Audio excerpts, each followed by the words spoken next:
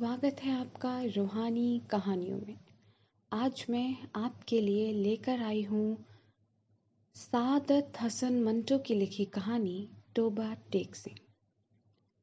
बंटवारे के 2-3 साल बाद पाकिस्तान और हिंदुस्तान की सरकारों को ख्याल आया कि साधारण कैदियों की तरह पागलों की अदला बदली भी होनी चाहिए। अर्थात जो मुसलमान पागल हिंदुस्तान के पागल खानों में हैं उन्हें पाकिस्तान पहुंचा दिया जाए, और जो हिंदू और सिख पाकिस्तान के पागल खानों में हैं उन्हें हिंदुस्तान के हवाले कर दिया जाए। मालूम नहीं यह बात उचित थी या अनुचित। जो हो, समझदारों के फैसले के अनुसार ऊंचे स्तर पर कॉन्फ्रेंस हुई और अंत में एक दिन पागलों की अदला बदली के लिए मुकर्रर हो गया। अच्छी तरह छानबीन की गई। वे मुसलमान पागल जिनके संरक्षक हिंदुस्तान में थे वहीं रहने दिए गए, और जो शेष थे उनको सीमा की ओर रवाना कर दिया गया। यहाँ पाकिस्तान से क्योंकि करीब करीब सब हिंदू सिख जा चुके थे, इसलिए किसी को रखने रखाने का सवाल पैदा ना हुआ। जितने हिंदू सिख पागल थे सबके सब पुलिस के संरक्षण में सीमा पर पहुंचा दिए गए। उधर की खबर नहीं, लेकिन इधर लाहौर के पागल खाने में इस तबादले की खबर पहुंची तो बड़ी मज़ेदार बातें होने लगी। एक मुसलमान पागल से जो 12 साल तक प्रतिदिन नियम पूर्वक जमींदार पढ़ता रहा था, जब उसके एक दोस्त ने पूछा, मौलवी साहब ये पाकिस्तान क्या होता है, तो उसने बड़े चिंतन के बाद जवाब दिया, हिंदुस्तान में एक ऐसी जगह है जहां उस्तरे बनते हैं। यह जवाब सुनकर उसका दोस्त चुप हो गया। इस तरह एक सिख पागल ने दूसरे सिख पागल से पूछा, सरदार जी हमें हिंदुस्तान क्यों भेजा जा रहा है, हमें तो वहां की बोली नहीं आती।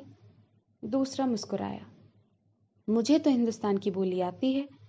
हिंदुस्तानी बड़े शैतानी आकड़ आकड़ फिरते हैं। एक दिन नहाते नहाते एक मुसलमान पागल ने पाकिस्तान जिंदाबाद का नारा इतने जोर से लगाया कि फर्श पर फिसलकर गिर पड़ा और बेहोश हो गया। कुछ पागल ऐसे भी थे जो पागल नहीं थे। इनमें ऐसे खूनियों की संख्या अधिक थी जिनके संबंधियों ने अफसरों को रिश्वत दे दिलाकर उन्हें पागल खाने भिजवा दिया था ताकि वे फांसी के फंदे से बच जाएं। वे कुछ कुछ समझते थे कि हिंदुस्तान का बंटवारा क्यों हुआ है और यह पाकिस्तान क्या है, लेकिन सभी घटनाओं का उन्हें भी कुछ पता न था। अखबारों से कुछ पता नहीं चलता था और पहरेदार सिपाही अनपढ़ उजड़ थे। उनकी बातचीत से भी वे कोई अर्थ नहीं निकाल सकते थे। उनको केवल इतना पता था कि एक आदमी मोहम्मद अली जिन्ना, जिसको कायदे आज़म कहते हैं, उसने मुसलमानों के लिए एक अलग देश बनाया है जिसका नाम है पाकिस्तान। यह कहाँ है और इसकी उपयोगिता क्या है, इसके संबंध में वे कुछ नहीं जानते थे। यही कारण था कि पागल खाने में वे सब पागल जिनका दिमाग पूरी तरह से खराब नहीं था इस असमंजस में थे कि वे पाकिस्तान में थे या हिंदुस्तान में। अगर हिंदुस्तान में हैं तो पाकिस्तान कहाँ है, और अगर वे पाकिस्तान में हैं तो ये कैसे हो सकता है कि वे कुछ समय पहले यहीं रहते हुए भी हिंदुस्तान में थे। एक पागल तो पाकिस्तान और हिंदुस्तान तथा हिंदुस्तान और पाकिस्तान के चक्कर में ऐसा पड़ा कि और ज्यादा पागल हो गया। झाड़ू देते देते एक दिन एक पेड़ पर चढ़ गया और एक टहनी पर बैठकर 2 घंटे तक लगातार भाषण देता रहा जो पाकिस्तान और हिंदुस्तान के नाजुक मसले पर था। सिपाहियों ने उसे नीचे उतारने के लिए कहा तो वह और ऊपर चढ़ गया। डराया धमकाया गया तो उसने कहा, मैं न हिंदुस्तान में रहना चाहता हूँ न पाकिस्तान में, मैं इस पेड़ पर ही रहूंगा। बड़ी मुश्किलों के बाद जब उसका दौरा ठंडा पड़ा तो वह नीचे उतरा और अपने हिंदू सिख मित्रों से गले मिल मिलकर रोने लगा। इस विचार से उसका दिल भर आता था कि वे उसे छोड़कर हिंदुस्तान चले जाएंगे। एक एमएससी पास रेडियो इंजीनियर जो मुसलमान था और दूसरे पागलों से बिल्कुल अलग थलग बाग की एक खास रविश पर दिन भर चुपचाप टहलता रहता था। यह तब्दीली आई कि उसने अपने तमाम कपड़े उतारकर दफादार के हवाले कर दिए और नंग धड़ंग सारे बाग में घूमना शुरू कर दिया। चिन्योट की एक मुसलमान पागल ने, जो मुस्लिम लीग का सक्रिय कार्यकर्ता रह चुका था, और जो दिन में 15-16 बार नहाया करता था, एकाएक यह आदत छोड़ दी। उसका नाम मोहम्मद अली था। इसलिए एक दिन उसने अपने अपने जंगले में घोषणा कर दी कि वह कायदे आजम मोहम्मद अली जिन्ना है। उसकी देखा देखी एक सिख पागल मास्टर तारा सिंह बन गया था। संभव था कि उस जंगले में खून खराबा हो जाता, लेकिन उन्हें खतरनाक पागल करार देकर अलग अलग स्थानों में बंद कर दिया गया। लाहौर का एक नौजवान हिंदू वकील था जो प्रेम में असफल होकर पागल हो गया था। जब उसने सुना कि अमृतसर हिंदुस्तान में चला गया है तो उसे बहुत दुख हुआ। उसी शहर की एक हिंदू लड़की से उसको प्रेम हो गया था। यद्यपि उसने उस वकील को ठुकरा दिया था, लेकिन पागलपन की हालत में भी वह उसे नहीं भूल सका था। इसलिए वह उन सब हिंदू और मुस्लिम लीडरों को गालियां देता था जिन्होंने मिल मिलाकर हिंदुस्तान के 2 टुकड़े कर दिए थे। प्रेमिका हिंदुस्तानी बन गई थी और वह पाकिस्तानी। जब अदला बदली की बात शुरू हुई तो वकील को पागलों ने समझाया कि वह दुखी ना हो, उसको हिंदुस्तान भेज दिया जाएगा, उस हिंदुस्तान में जहां उसकी प्रेमिका रहती है। लेकिन वह लाहौर छोड़ना नहीं चाहता था, इसलिए कि उसका ख्याल था कि अमृतसर में उसकी प्रैक्टिस नहीं चलेगी। यूरोपियन वार्ड में 2 एंग्लो इंडियन पागल थे। उनको जब मालूम हुआ कि हिंदुस्तान को आज़ाद करके अंग्रेज चले गए हैं तो उनको बड़ा दुख हुआ। वे छिप छिप कर घंटों आपस में इस गंभीर समस्या पर बातचीत करते रहते कि पागल खाने में अब उनकी हैसियत किस तरह की होगी। यूरोपियन वार्ड रहेगा या उड़ा दिया जाएगा? ब्रेकफास्ट मिला करेगा या नहीं? क्या उन्हें डबल रोटी के बजाय ब्लडी इंडियन चपाती तो जहर मार नहीं करनी पड़ेगी? एक सिख था जिसको पागल खाने में दाखिल हुए 15 साल हो चुके थे। हर समय उसके मुंह से ये विचित्र शब्द सुनने में आते थे: ओपड़ दी, गड़गड़ दी, एनेक्स दी, बैद्याना दी, मूंग दी दाल, ऑफ दी लालटेन। वह दिन को सोता था न रात को। पहरेदारों का कहना था कि 15 वर्ष के इस लंबे समय में वह एक क्षण के लिए भी न सोया था, लेटता भी नहीं था। हाँ, कभी कभी दीवार के साथ टेक लगा लेता था। हर समय खड़े रहने से उसके पांव सूज गए थे, पिंडलियां भी फूल गई थी। लेकिन उस शारीरिक कष्ट के बावजूद वह लेटकर आराम नहीं करता था। हिंदुस्तान, पाकिस्तान और पागलों की अदला बदली के बारे में जब कभी पागल खाने में बातचीत होती थी तो वह बड़े ध्यान से सुनता था। कोई उससे पूछता कि उसका क्या ख्याल है तो वह बड़ी गंभीरता से जवाब देता: ओपड़ दी, गड़गड़ दी, एनेक्स दी, बेत्याना दी, मूंग दी दाल, ऑफ द पाकिस्तान गवर्नमेंट। लेकिन बाद में ऑफ द पाकिस्तान गवर्नमेंट की जगह ऑफ द टोबा टेक सिंह ने ले ली और उसने दूसरे पागलों से पूछना शुरू किया कि टोबा टेक सिंह कहाँ है, जहाँ का वह रहने वाला है। लेकिन किसी को भी मालूम नहीं था कि वह पाकिस्तान में है या हिंदुस्तान में। जो बताने की कोशिश करते थे खुद इस चक्कर में फंस जाते थे कि सियालकोट पहले हिंदुस्तान में होता था, पर अब सुना है कि पाकिस्तान में है। क्या पता है कि लाहौर जो अब पाकिस्तान में है कल हिंदुस्तान में चला जाए, यह सारा हिंदुस्तान ही पाकिस्तान बन जाए। और यह भी कौन छाती पर हाथ रखकर कह सकता था कि हिंदुस्तान और पाकिस्तान दोनों किसी दिन सिरे से ही गायब न हो जाएंगे। इस सिख पागल के केश झड़ते रहने पर अब बहुत थोड़े से रह गए थे। चूंकि वह बहुत कम नहाता था, इसलिए दाढ़ी और सिर के बाल आपस में जम गए थे, जिसके कारण उसकी शक्ल बड़ी भयानक हो गई थी। लेकिन आदमी बड़ा हानिकारक था। 15 वर्षों में उसने किसी से झगड़ा फसाद नहीं किया था। पागल खाने के जो पुराने नौकर थे वे उसके बारे में इतना जानते थे कि टोबा टेक सिंह में उसकी काफी जमीनें थीं। अच्छा खाता पीता जमींदार था कि अचानक ही दिमाग उलट गया। उसके संबंधी लोहे की मोटी मोटी जंजीरों में उसे बांध कर लाए और पागल खाने में दाखिल करा गए। महीने में एक बार मुलाकात को वो लोग आते थे और उसकी राजी खुशी मालूम करके चले जाते थे। एक समय तक यह सिलसिला चलता रहा, लेकिन जब पाकिस्तान हिंदुस्तान की गड़बड़ शुरू हो गई तो उनका आना बंद हो गया। उसका नाम बिशन सिंह था। मगर सब उसे टोबा टेक सिंह कहते थे।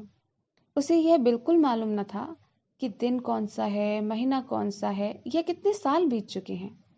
लेकिन हर महीने जब उसके संबंधी उससे मिलने आते थे तो उसे अपने आप पता चल जाता था। अतएव वह दफादार से कहता कि उसके मुलाकाती आ रहे हैं। उस दिन वह अच्छी तरह नहाता, बदन पर खूब साबुन घिसता और सिर में तेल लगाकर कंघा करता। अपने कपड़े जो वह कभी इस्तेमाल नहीं करता था निकलवा कर पहनता और यूं सज संवर कर मिलने वालों के पास जाता। वे उससे कुछ पूछते तो वह चुप रहता या कभी कभी ओपड़ दी, गड़गड़ दी, एनेक्स दी, बेद्याना दी, मूंग दी दाल, ऑफ दी लालटेन कह देता। उसकी एक लड़की थी जो हर महीने एक अंगुल बढ़ती बढ़ती 15 वर्ष में जवान हो गई थी। बिशन सिंह उसे पहचानता ही न था। जब वह बच्ची थी तब भी अपने बाप को देखकर रोती थी। जब जवान हुई तब भी आंखों से आंसू बहते थे। पाकिस्तान और हिंदुस्तान का किस्सा शुरू हुआ तो उसने दूसरे पागलों से पूछना शुरू किया कि टोबा टेक सिंह कहाँ है। जब संतोषजनक उत्तर न मिला तो उसकी चिंता दिनों दिन बढ़ती गई। अब मुलाकाती भी नहीं आते थे। पहले तो उसे अपने आप पता चल जाता था कि मिलने वाले आ रहे हैं, पर अब जैसे उसके दिल की आवाज भी बंद हो गई थी जो उसे उनके आने की खबर दे दिया करती थी। उसकी बड़ी इच्छा थी कि वे लोग आएं जो उसके प्रति प्रेम प्रदर्शित करते थे और उसके लिए फल, मिठाइयाँ और कपड़े लाते थे। वह अगर उनसे पूछता कि टोबा टेक सिंह कहाँ है तो वह सचमुच बता देते कि पाकिस्तान में है या हिंदुस्तान में, क्योंकि उसका ख्याल था कि वे टोबा टेक सिंह से ही आते थे जहां उसकी जमीनें हैं। पागल खाने में एक पागल ऐसा भी था जो अपने को खुदा कहता था। उससे एक दिन जब बिशन सिंह ने पूछा कि टोबा टेक सिंह पाकिस्तान में है या हिंदुस्तान में, तो उसने अपनी आदत के मुताबिक एक का कहा लगाया और कहा वह ना पाकिस्तान में है और हिंदुस्तान में, इसलिए कि हमने अभी हुक्म ही नहीं दिया। बिशन सिंह ने उस खुदा से कई बार बड़ी मिन्नत खुशामद से कहा कि वह हुक्म दे दे ताकि झंझट खत्म हो, मगर वह बहुत व्यस्त था क्योंकि उसे और भी बहुत से हुक्म देने थे। एक दिन तंग आकर वह उस पर बरस पड़ा। ओपड़ दी, गड़गड़ दी, एनेक्स दी, बेद्याना दी, मूंग दी दाल, of Wahe Guru ji the Khalsa and Wahe Guru जी दी फतेह, जो बोले सो निहाल, सत श्री अकाल। उसका शायद यह मतलब था कि तुम मुसलमानों के खुदा हो, सिखों के खुदा होते तो जरूर मेरी सुनते। अदला बदली से कुछ दिन पहले टोबा टेक सिंह का एक मुसलमान जो उसका दोस्त था मुलाकात के लिए आया। पहले वह कभी नहीं आया था। जब बिशन सिंह ने उसे देखा तो एक तरफ हट गया और वापस जाने लगा, लेकिन सिपाहियों ने उसे रोका। तुमसे मिलने आया है, तुम्हारा दोस्त फजल दीन है। बिशन सिंह ने फजल दीन को एक नज़र से देखा और कुछ बड़बड़ाने लगा। फजल दीन ने आगे बढ़कर उसके कंधे पर हाथ रख दिया। मैं बहुत दिनों से सोच रहा था कि तुमसे मिलूं, लेकिन फुर्सत ही न मिली। तुम्हारे सब आदमी राजी खुशी हिंदुस्तान पहुंच गए हैं। मुझसे जितनी मदद हो सकती थी की, लेकिन तुम्हारी बेटी रूप कौर। वह कहते कहते रुक गया। बिशन सिंह कुछ याद करने लगा। बेटी रूप कौर। फजल दीन ने रुक रुक कर कहा, हाँ हाँ, वह भी ठीक ठाक है, उनके साथ ही चली गई थी। बिशन सिंह चुप रहा। फजल दीन ने कहना शुरू किया, उन्होंने मुझसे कहा था कि तुम्हारी राजी खुशी पूछता रहूं। अब मैंने सुना है कि तुम हिंदुस्तान जा रहे हो। भाई बलबीर सिंह और भाई राघव सिंह से मेरा सलाम कहना, और बहन अमृत कौर से भी। भाई बलबीर सिंह से कहना फजल दीन राजी खुशी है। 2 भूरी भैंसें जो वे छोड़ गए थे उनमें से एक ने कट्टा दिया है, दूसरी के कट्टी हुई थी, पर वह 14 दिन की होकर मर गई। और मेरे लायक जो खिदमत हो कहना, मैं हर वक्त तैयार हूँ। और ये तुम्हारे लिए थोड़े से मरुंडे लाया हूँ। बिशन सिंह ने मरुंडों की पोटली लेकर पास खड़े सिपाही के हवाले कर दी और फजलदीन से पूछा, टोबा टेक सिंह कहाँ है? फजलदीन ने आश्चर्य से कहा, कहाँ है? वहीं है जहाँ था। बिशन सिंह ने फिर पूछा, पाकिस्तान में या हिंदुस्तान में? हिंदुस्तान में, नहीं पाकिस्तान में। फजलुद्दीन बौखला सा गया। बिशन सिंह बड़बड़ाता हुआ चला गया। ओपर दी, गड़गड़ दी, एनेक्स दी, बेद्याना दी, मूंग दी दाल, of the Pakistan and Hindustan, of the टुर, फिट्टे मुंह। अदला बदली की तैयारियां पूरी तरह हो चुकी थी। इधर से उधर और उधर से इधर आने वाले पागलों की सूचियां पहुंच गई थीं और अदला बदली की तारीख निश्चित हो चुकी थी। कड़ाके का जाड़ा पड़ रहा था जब लाहौर के पागल खाने से हिंदू सिख पागलों से भरी लॉरियां पुलिस के संरक्षक दस्ते के साथ रवाना हुईं। उनसे संबंधित अफसर भी उनके साथ थे। बाघा की सीमा पर दोनों ओर के सुपरिटेंडेंट एक दूसरे से मिले और प्रारंभिक कार्रवाई खत्म होने के बाद अदला बदली शुरू हो गई, जो रात भर चलती रही।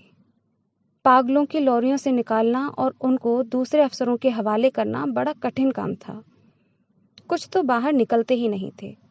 जो निकलने को तैयार होते उनको संभालना मुश्किल होता, क्योंकि वे इधर उधर भाग उठते थे।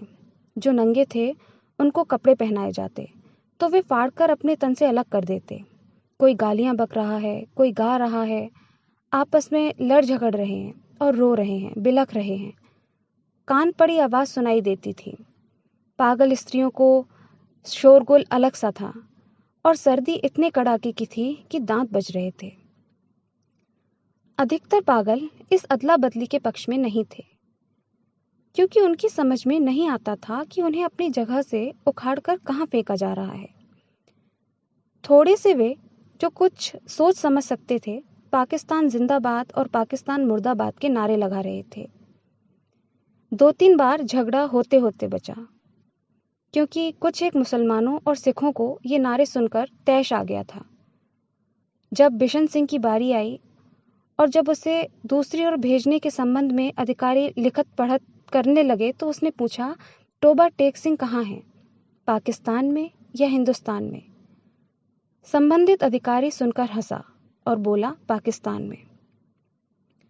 यह सुनकर बिशन सिंह उछलकर एक तरफ हटा और दौड़कर अपने शेष साथियों के पास पहुंच गया। पाकिस्तानी सिपाहियों ने उसे पकड़ लिया और दूसरी तरफ ले जाने लगे, लेकिन उसने चलने से इनकार कर दिया। टोबा टेक सिंह यहाँ है, और वह जोर जोर से चिल्लाने लगा। ओपड़ दी, गड़गड़ दी, एनेक्स दी, बेद्याना दी, मूंग दी दाल, ऑफ टोबा टेक सिंह एंड पाकिस्तान। उसे बहुत समझाया गया, देखो टोबा टेक सिंह अब हिंदुस्तान में चला गया है, अगर नहीं गया है तो उसे तुरंत ही वहां भेज दिया जाएगा। लेकिन वह ना माना।